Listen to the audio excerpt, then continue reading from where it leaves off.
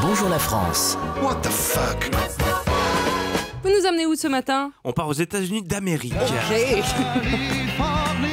Ah, c'est beau ça. Et oui, direction Mont-de-Marsan, bien sûr. Non, on part en Californie à Cupertino.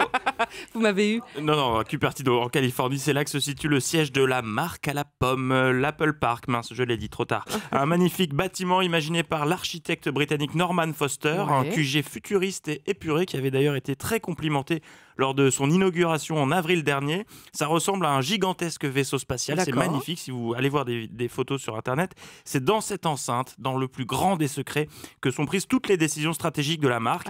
La réduction de l'autonomie de la batterie des smartphones, par exemple, qui tourne aujourd'hui aux alentours de 50 minutes, 1 heure grand max si vous n'ouvrez pas d'appli.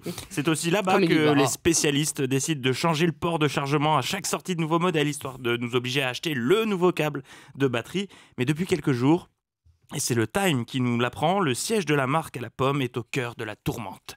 De nombreux salariés multiplient les critiques. Mais pour quelle raison? Ils ont des conditions de travail difficiles? Alors c'est ce qu'on serait tenté d'imaginer, mais pas du tout. La réalité est tout autre. L'une des particularités du bâtiment, je le disais, c'est son design. L'architecte a tout misé sur les vitres. Il y en a partout, elles sont très nombreuses dans l'édifice. Alors peut-être par crainte d'une descente improvisée d'Élise Lucet dans les locaux, les gars, elle peut débouler à tout moment, donc opération transparence totale. Le souci, c'est que ces vitres représentent un réel danger pour les employés. Il y en a tellement et elles sont tellement propres que les accidents sont quotidiens.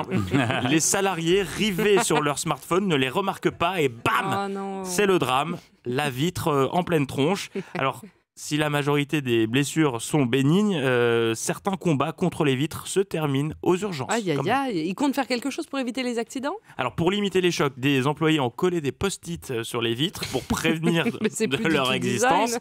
Mais voilà, elles ont été retirées par la direction qui considérait, je cite, que cela porte atteinte à l'esthétique du lieu. Oui. J'en profite d'ailleurs pour lancer un appel solennel à la direction d'Europe 1. Mettez des post-it ou faites quelque chose pour les vitres qui se trouvent dans les escaliers.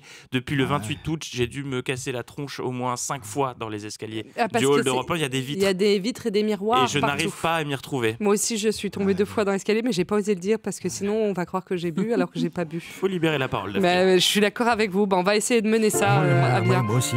Non, mais c'est vrai qu'on n'en parle pas souvent, mais T'arrives le matin. J'étais hyper émue d'arriver à Europe 1. Je me souviens de mon premier jour. Mais là, je monte l'escalier. Alors, c'est vrai que je chose du 40, mais mes pieds, ils rentrent pas dans les marches.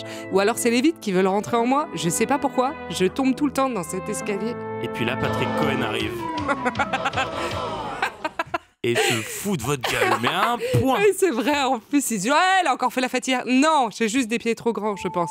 Europe 1.